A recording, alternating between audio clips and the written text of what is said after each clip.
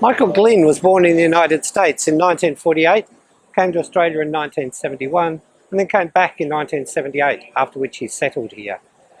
In July 1979, he produced a small guide to Gay Sydney.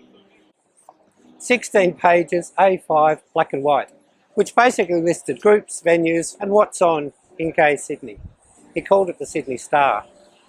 People soon became familiar with this tall, good-looking American wandering around from venue to venue, taking photos and dropping off his publications, which he distributed for free.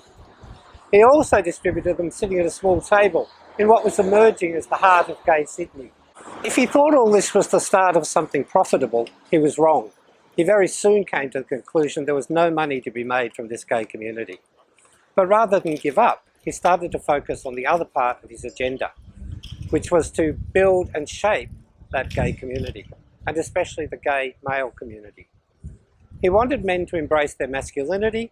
He hated what he called the limp-wristed fairy image, drag and the opera queens. He wanted men to be men.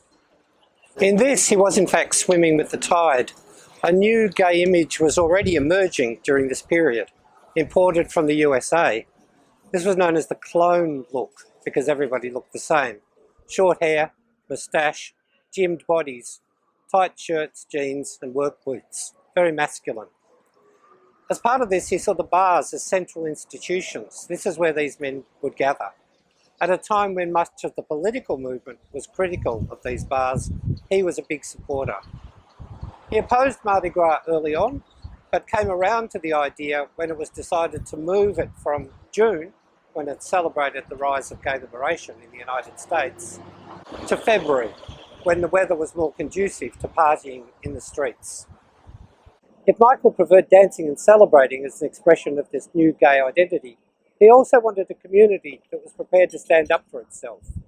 He campaigned in his papers against police violence and the harassment of gay venues, which were prominent features of Sydney life at the time.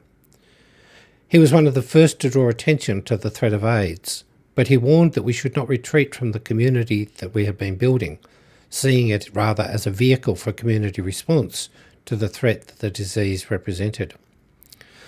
Sadly, it was AIDS that killed him. He died in 1996, leaving behind a community that was indeed taking shape the way he had intended.